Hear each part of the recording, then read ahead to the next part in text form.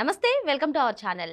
ప్రస్తుతం ఆంధ్రప్రదేశ్ రాజకీయ వర్గాల్లో చర్చనీయాంశంగా మారిన అంశం అసలు వైసీపీ స్టాండ్ ఏంటి రాజధాని అంశంలో అని. మరి నిన్న సజ్జల రామకృష్ణారెడ్డి ఓ న్యూస్ కాన్క్లేవ్ లో మాట్లాడుతూ జగన్మోహన్ రెడ్డి అధికారంలోకి వచ్చిన తర్వాత అమరావతి నుంచే పాలన సాగిస్తారు అని చెప్పడం, మరోపక్క చూసుకున్నట్లయితే విజయవాడ గుంటూరు మధ్య రాజధాని ఉంటే బాగుండడం, ఈ అంశాలన్నింటినీ కూడా ఏ విధంగా చూడాలి, అసలు రాజధాని అంశంలో వైసీపీ వ్యూహం ఏంటి, మళ్ళీ అమరావతిని తెరపైకి తీసుకొచ్చి రాజకీయ కుట్రకోణానికి పాల్పడుతున్నారా? ప్రస్తుతం ఇదే చర్చనీయాంశంగా మారింది. ఇదే అంశంపైన మాట్లాడడానికి మనతో పాటుగా ఉన్నారు సీనియర్ పొలిటికల్ అనలిస్ట్ కొత్త రవీంద్రబాబు గారు.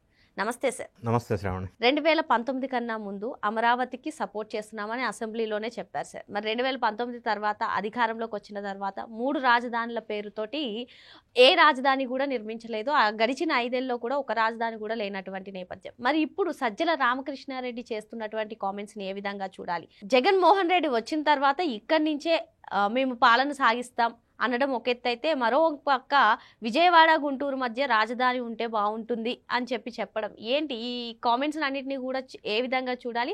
అసలు వైసీపీ రాజధాని వ్యూహం పేరిట అమరావతితో మళ్ళీ ఒక కుట్రకోణాన్ని తెరపైకి లేపుతుందా? రాజకీయ భవిష్యత్తు సమాధవుతుందని చెప్పి కొందరు విశ్లేషకులు చెప్తున్నారు. సో అందుకే మళ్ళీ తెరపైకి అమరావతిని తీసుకొస్తున్నారా? మరో పక్క చూసుకున్నట్లయితే వైసీపీని వెంటాడుతుంది లిక్కర్ స్కామ్. ఈ లిక్కర్ స్కామ్ ని డైవర్ట్ చేసేందుకే సజ్జల తెరపైకి వచ్చి అమరావతి గురించి ప్రస్తావిస్తున్నారు. ఏం చెప్తారు మీరు? నిన్న సజ్జల రామకృష్ణారెడ్డి ఇచ్చినటువంటి విచిత్రమైన, అన్యూహమైన, కన్ఫ్యూజింగ్ గురి చేసేటువంటి స్టేట్మెంట్ అమరావతి రాజధాని విషయం మీద ఆయన మాట్లాడిన మాటలు. ఎందుకు ఆ విధంగా మాట్లాడవలసి వచ్చిందనేది బ్యాక్గ్రౌండ్ మనం ఒక్కసారి వెరిఫై చేసుకుంటే, ఆంధ్రప్రదేశ్ రాష్ట్ర రాజకీయాలను ఒక్కసారి పరిశీలించినట్టయితే, కూటమి ప్రభుత్వం వచ్చిన 15 నెలల కాలంలో సూపర్ 6 సూపర్ హిట్ అనే బహిరంగ సభ ద్వారా ప్రజల ఆమోదం భారీగా ఉన్నట్టుగా, పల్స్ ఆఫ్ ద పీపుల్ కూటమి వైపు ఉన్నట్టుగా ట్రెండ్ క్లియర్గా Jagan Reddy and team batch గ్రహించారు అనేది ఒక పాయింట్. రెండో పాయింట్, ఇంత పెద్ద ఎత్తున కూటమి బహిరంగ సభ జరుగుతూ ఉంటే ఇప్పటివరకు వీళ్ళు విమర్శించినటువంటి మంత్రి లోకేష్ గారు క్రైసిస్ మేనేజ్మెంట్, నేపాల్లో చిక్కుకున్న తెలుగు వాళ్ళని వెనక్కి తీసుకురావడంలో సక్సెస్ఫుల్గా సభకి రాకుండా రియల్ టైం గవర్నెన్స్ దగ్గర కూర్చొని ఆర్టీజీసీ దగ్గర దాన్ని హ్యాండిల్ చేసిన విధానం, దానిపైన కూడా విమర్శలు చేస్తున్నారు కదా సార్. సభకు వస్తే ఎక్కడ ప్రజలు తిరగబడతారు అనే చెప్పే తెలివిగా కొడుకు అంటే విమర్శ చేయాలి కాబట్టి చేయొచ్చు. Crisis management, handling of crisis మేనేజ్మెంట్లో లోకేష్ బాబు సక్సెస్ అయ్యాడు. దానికోసం సభకు కూడా రాకుండా దాని ప్రయారిటైజేషన్, ఏది priority, that is the priority. So ఈ విషయం వ్యూహాత్మకంగా వ్యవహరించిన తీరు, ప్రజల్లో బాగా ఆమోదయోగ్యమైన వ్యవహారం, ప్రజలు అప్రిషియేట్ చేస్తున్న సందర్భం ఒక పాయింట్. రెండో అంశం మనం తీసుకుందాం. వీళ్ళు మొన్న పెట్టినటువంటి రైతు పోరు సక్సెస్ కాక ఫెయిల్ అయింది. ఎందుకు అంటే ఇక్కడ ఇంకొక అంశం మనం గమనించాలి. సెప్టెంబర్ 10th జగన్ రెడ్డి గారు ఈ సభ ఇక్కడ జరుగుతున్న నేపథ్యంలో రైతు పోరు గురించి ఆయన ఒక మాట కాంట్రడిక్టరీ స్టేట్మెంట్ ఇచ్చారు. రైతు పోరు నినాదం, ఉద్యమం తీసుకున్నాం మేము, మా వాళ్ళని ఎవరిని ఇంట్లోంచి బయటికి రాకుండా హౌస్ అరెస్ట్ చేసి అసలు బయటికి రానియకుండా చేశారు, జనం సమీకరణ చేయకుండా చేశారు అని కొద్దిగా గ్యాప్ ఇచ్చి, పాజ్ ఇచ్చి, రైతు పోరు బాగా సక్సెస్, రోడ్డుల నిండా జనమే అన్నాడు. ఒకదానికి కూడా సంబంధమే లేదు. రోడ్ల నిండా జనమే అంటాడు, మళ్ళీ మా వాళ్ళని ఎవరిని రానిలేదు, జనం బయటికి రాలేదు అంటాడు. సో ఇదొకటి ఫెయిల్యూరు. ఇంకొక అంశం మనం చూసినట్టయితే, చుట్టుముడుతున్నటువంటి అక్రమ సంపాదన గతంలో చేసిన వాళ్ళ మీద సక్రమమైన కేసులు ఒక్కొక్కటి వెలుగులోకి వస్తూ ఉన్నాయి. Liquor scam case, Jagan Reddy గారికి అత్యంత అంతరంగిక సన్నిహితుడు పిఏ విచారణ చేశారు. ఆయన దగ్గర టన్నుల కొద్ది డాక్యుమెంట్స్ సీజ్ చేశారు. ఇంకొకటి, అప్పట్లో మంత్రిగా వెలగబెట్టిన నారాయణ స్వామి ఫోను ఫోరెన్సిక్ సైన్స్ వాళ్ళకి ఇచ్చి డేటా అనలైజ్ చేయడం కోసం ఏసీబీ కోర్టు అనుమతి ఇచ్చింది. ఈ రెండు అనలైజ్ చేస్తే చివరాఖరికి అంతిమ లబ్ధిదారుడు పేరు వెలుగులోకి వచ్చే అవకాశం ఉందోనోమోనని ఒక టెన్షన్తో కూడిన ఆందోళన వల్ల వచ్చిన ఫ్రస్ట్రేషన్ ఒకవైపు. ఇదంతా పక్కన పెడితే అసెంబ్లీకి వెళ్ళనివ్వట్లేదు అని చెప్పి ఈ 11 మంది ఎమ్మెల్యే, ఈయన వదిలేస్తే 10 మంది ఎమ్మెల్యే, అందులో ఒక 5గురు వేరే కుంపటి పెట్టుకునేటట్టుగా ఆలోచన జరుగుతున్న నేపథ్యం. మరి ఈయన అసెంబ్లీకి వెళ్ళొద్దంటున్నారు, మండలికి వెళ్తున్నారు ఎమ్మెల్సీస్. మరి ఇదెక్కడ ద్వంద్వ వైఖరి అని ఒకవైపు. దీంతో పాటుగా మొన్న జరిగిన భారత ఉపరాష్ట్రపతి ఎన్నికల్లో ఆర్ఎస్ఎస్ అభ్యర్థి, బ్యాక్గ్రౌండ్ ఉన్న అభ్యర్థి, ఎన్డీఏ ప్రపోజ్ చేసిన అభ్యర్థికి జగన్ రెడ్డి గారు మద్దతు ఇవ్వటం రాజకీయ వ్యభిచారం అని శర్మిళ గారు అనటం, ఇవన్నీ 1 2 3 4 5 6 అని రకరకాల విభిన్నమైన గడ్డు పరిస్థితులు ఎదుర్కొంటున్న నేపథ్యంలో దీన్ని కొంత డైవర్షన్ చేయాల్సిన అనివార్య పరిస్థితుల్లో సజ్జల రామకృష్ణారెడ్డి ద్వారా జగన్ రెడ్డి గారు వ్యూహాత్మకంగా అమరావతి రాజధాని మేము ఇక్కడి నుంచే పరిపాలిస్తాం నెక్స్ట్ అని అన్నారు ఒక మాట. ఇప్పుడు ప్రజల్లో ఏ పార్టీకైనా ఏ వ్యక్తికైనా క్రెడిబిలిటీ అనేది ఒకటి ఉంటుంది. క్రెడిబిలిటీ కోల్పోయిన తర్వాత ఎన్ని చెప్పినా నమ్మరు. ఇదే వ్యక్తులు కొన్ని నెలల క్రితం అమరావతిలో ఉండేది వేశ్యలు అన్నారు, విషం చిమ్మారు. అమరావతికి పెట్టుబడులు రాకుండా పెట్టుబడి పెట్టే సంస్థలకి లెటర్లు రాసి ఆపేశారు. రకరకాల వాళ్ళ మీడియాలో అమరావతి మీద రీసెంట్గా కూడా విషం చిమ్మారు. ఇంత సడన్గా ఇన్స్టెంట్గా ఎందుకు డెసిషన్స్ చేంజ్ అవుతాయి? అవవు. ఇది ఒక కొత్త దుర్మార్గానికి కుట్రకి తెరలేపినట్టుగా మనం అనుకోవచ్చు. ఎందుకంటే సార్ మీరు చెప్పినట్టుగా ఎన్నో ఫేక్ ప్రచారాలు ఇటీవల అమరావతి మునిగిపోతుందంటూ ప్రచారం చేశారు. మరి అటువంటి అమరావతి మునిగిపోయేటప్పుడు జగన్మోహన్ రెడ్డి వస్తాడు, వచ్చిన తర్వాత పాలన అక్కడే సాగిస్తాడు, ఏంటి ఏ విధంగా అర్థం చేస్తారు? మీరు చెప్పింది చూసి వింటే నాకు ఇంకోటి గుర్తొస్తుంది. గతంలో అమరావతి ఏముంది అంతా ఎడారన్నారు, ఇప్పుడు మునిగిపోతుంది అంటున్నారు. ఈ రెండు విరుద్ధమైన ద్వంద్వ ఆలోచనలు. సరే మునిగిపోతుంది అన్నారు, విషం చిమ్మారు, బాగా ఎంత చిమ్మాలో అంత చిమ్మారు. ఆల్ ఆఫ్ ఎ సడన్ ఈ మార్పు ఎందుకు వచ్చింది? ఒకటి మనం ఆలోచించినట్టయితే నిష్పక్షపాతంగా అమరావతి అనేది నిర్మాణం వేగవంతంగా జరుగుతుంది. ఫండ్స్ డబుల్ ఇంజిన్ సర్కార్ అని అంటున్నారు వాళ్ళు. దానివల్ల ఏదేమైనప్పటికీ కూడా కేంద్ర ప్రభుత్వ సహాయ సహకారాలు ఉండటంతో అమరావతి వేగవంతం అవుతుంది. ఇన్వెస్టర్స్ భారీగా క్యూ కడుతున్నారు. ఈవెన్ వీళ్ళు మెయిల్స్ పెట్టినా సరే వీళ్ళు వస్తున్నారు.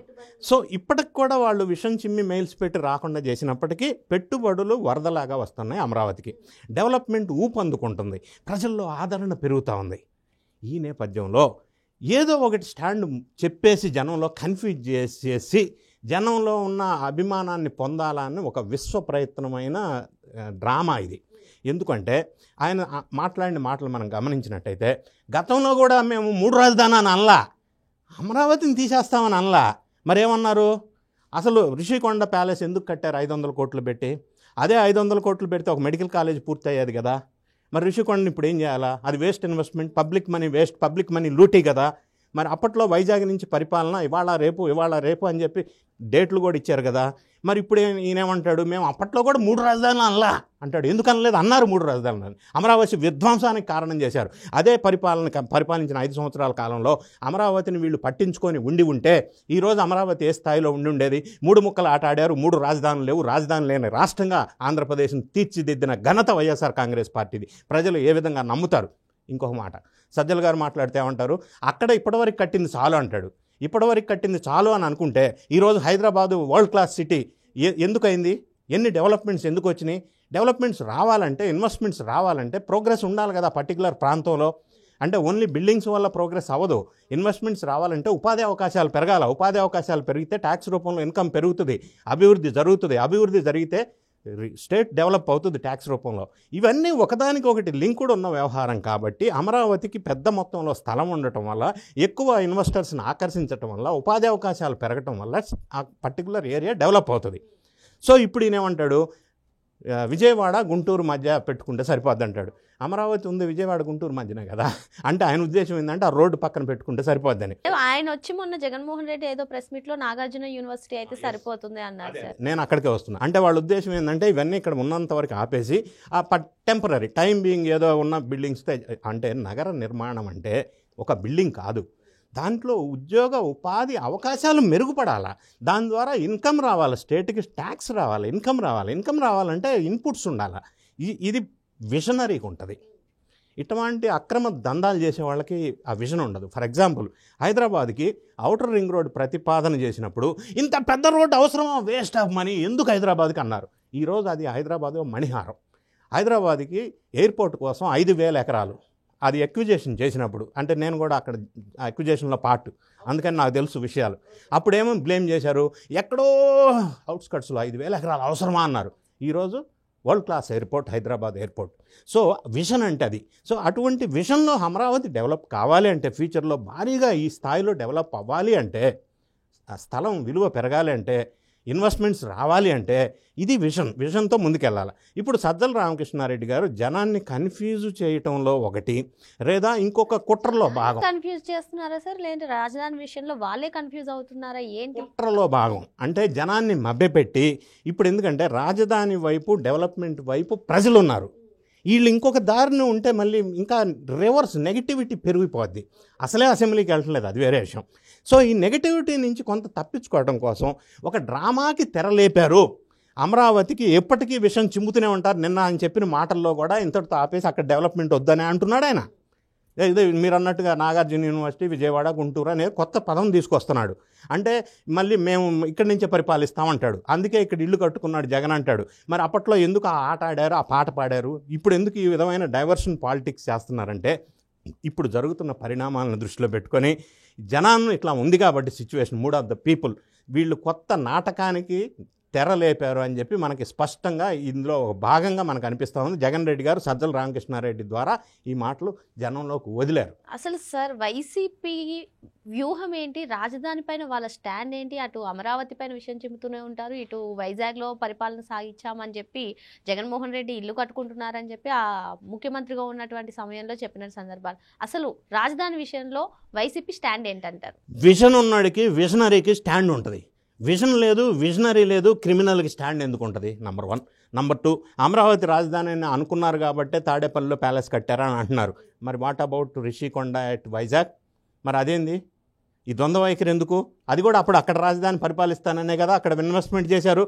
అంటే ఒక స్టాండ్ లేని, 2 నెలల్లో వైజాగ్ వెళ్తాను, 3 నెలల్లో వైజాగ్ వెళ్తానని కూడా చెప్పారు. ఒక స్టాండ్ లేని ఒక విజనరీ కానీ ఇటువంటి వాళ్ళు మాటలు ప్రజలు విశ్వసించే పరిస్థితిలో ఎందుకు లేరంటే క్రెడిబిలిటీ కోల్పోయారు కాబట్టి, ప్రజల్లో విశ్వసనీయత కోల్పోయారు కాబట్టి ఇది ఒక కొత్త డ్రామాకి తెరలేపినట్టుగా మనకి స్పష్టంగా అర్థమవుతా ఉంది. మరి వైసీపీ ప్రస్తుతం లిక్కర్ స్కామ్ అనేక కుంభకోణాల్లో చుట్టుముట్టుకుంటున్నటువంటి నేపథ్యంలో తెరపైకి మళ్ళీ అమరావతి అంశాన్ని తీసుకొచ్చి కొత్త డ్రామా మొదలెట్టారని, మరి 2019కి ముందు ప్రజలు నమ్మారని, ఇప్పుడు ప్రజలు నమ్మే పరిస్థితిలో లేరని చెప్పి కొత్త రవీంద్రబాబు గారు చెప్తున్నారు. ఇంత మంచి విశ్లేషణ చేసినందుకు గాను సార్కి ధన్యవాదాలు. Thank you.